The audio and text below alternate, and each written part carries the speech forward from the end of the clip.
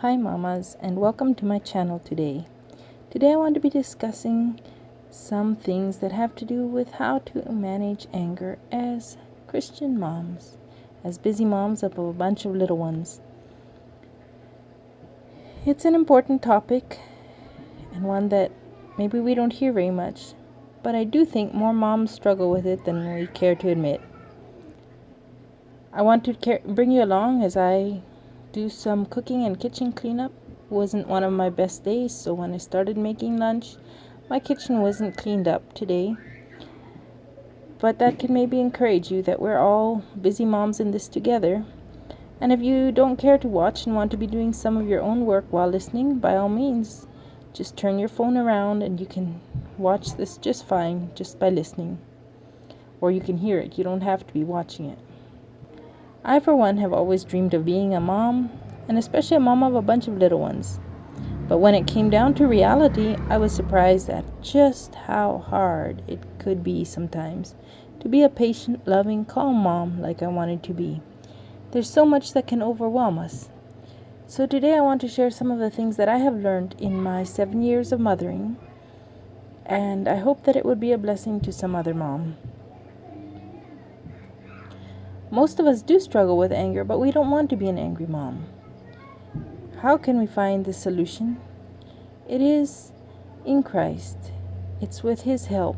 But there are also some practical things we can do that will make it easier for us. These are some of the things I have learned in my journey, and I'm still not perfect. I still get impatient with my children. I still snap at them. They still remind me sometimes that I'm getting impatient and I have to correct it and start over again. Now, one thing I learned more recently about anger that has really helped me is that anger comes from a place of overwhelm in different ways. But just recognizing that when I feel angry, it's because I am going through too much of something. And so that has been a blessing to realize that now when I feel anger, I have to stop and feel it and see what is too much for me. Sometimes it can just be lack of sleep, too much sleepiness. Sometimes it can be different issues that are hard to recognize. But it is, when you feel anger, it is that it is too much for you. So, let's ask ourselves exactly, what is anger? Anger is telling our body that something is too much.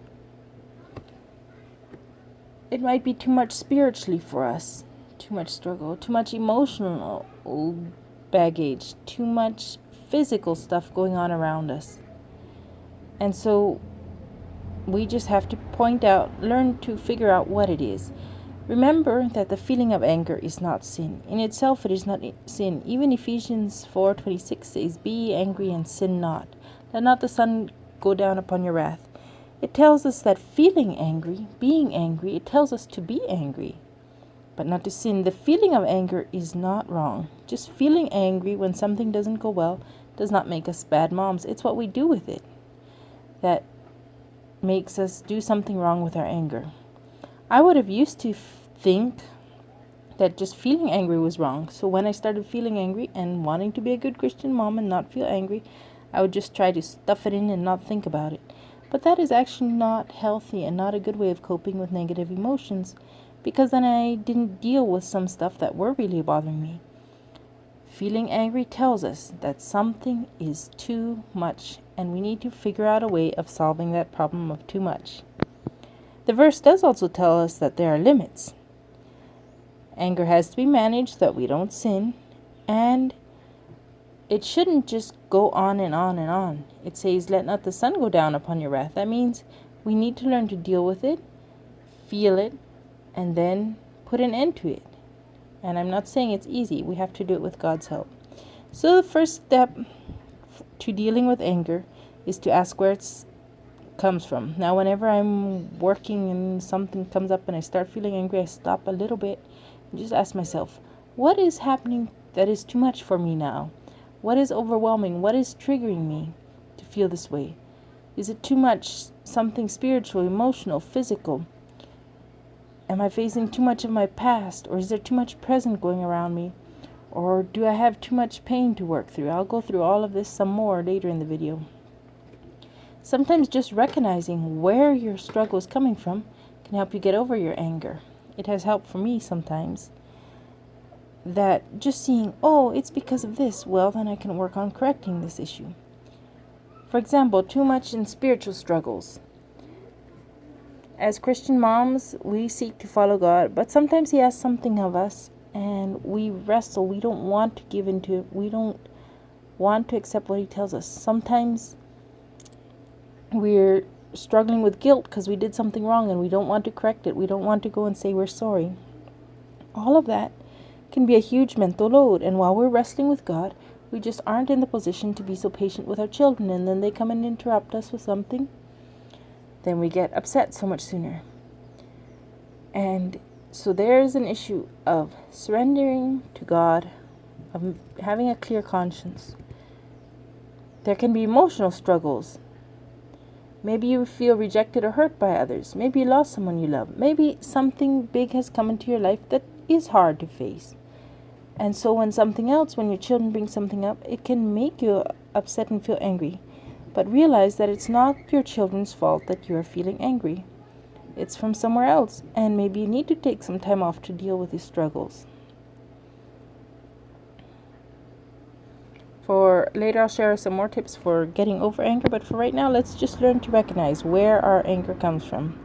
It could be physical struggles. I hate to admit it, but after most of my pregnancies, I've gone through a time of postpartum depression that has been pretty low, been physically pretty low. Even sometimes during pregnancy, I've dealt with terrible tantrums. Well, I'm not the kind to yell at my children, but I felt very angry and snappish, and it can come from just having too much on your plate physically. Your hormones can be off, you can have lack of sleep, and so when I've recognized that, it has helped me a lot.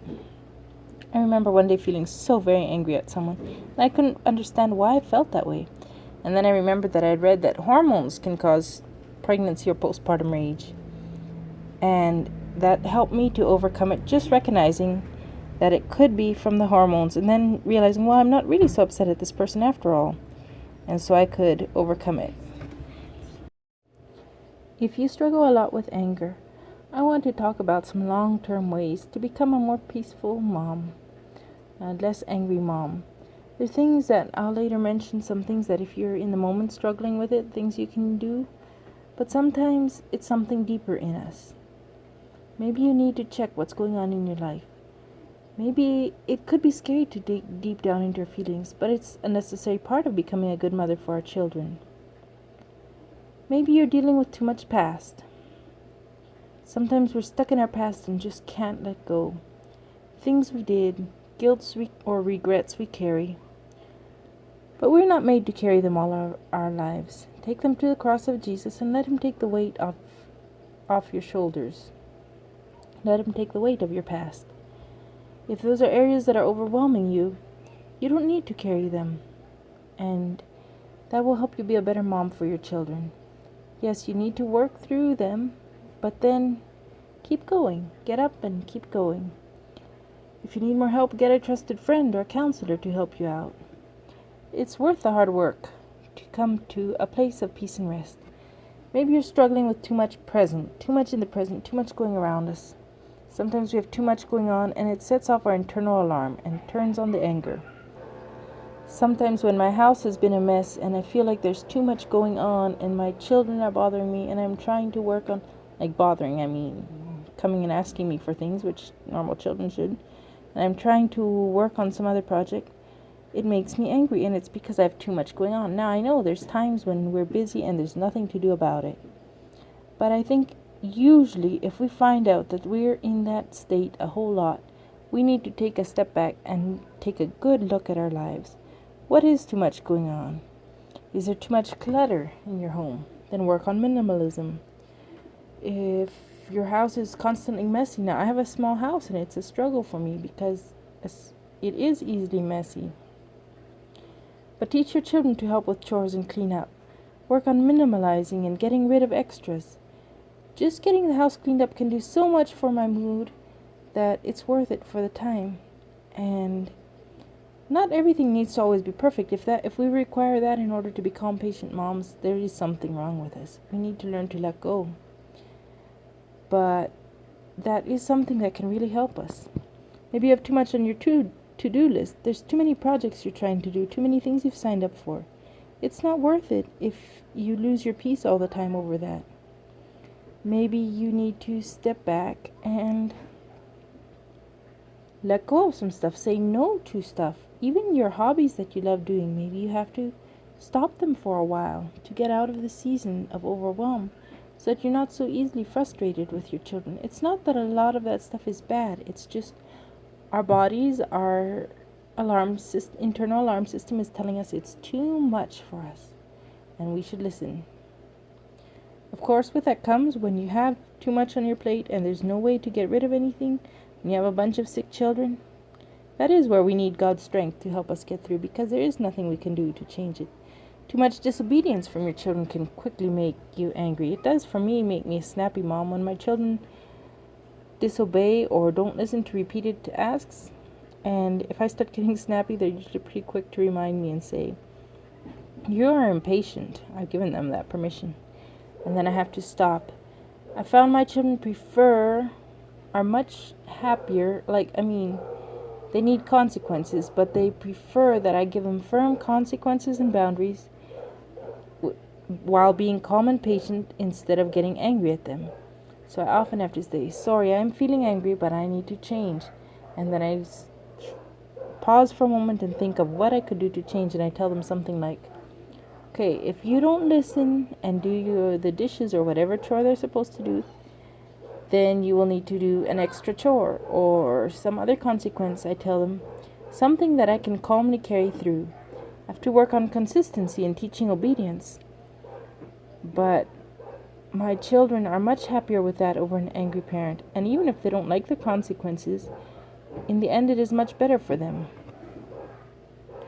Through this all, you can be a good example to your children of how to let go of anger. These little years can be so intense, and we have a hard time finding time to take care of our own needs. But as we do the best to be the best mom we can for our children, we can teach them how to respond to overwhelming situations and help them work through their own emotional responses. Sometimes we carry too much pain, too much that someone has hurt us. And anger is telling us that there's still a struggle from that. It doesn't mean that we have to be stuck in that all our lives just because someone has mistreated us. No, we do need to come to a place of forgiveness and of accepting others and accepting that we cannot change them. But if you're struggling, like I've had times where, I wanted friendships with some people, asked them for a visit, but I just came to a place of realizing I was not that important to them for them to give me of their time. And it hurt, but I had to come to a place of peace.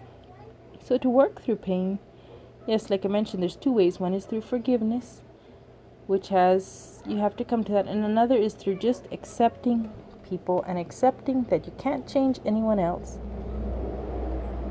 Accepting that sometimes our anger is actually grief.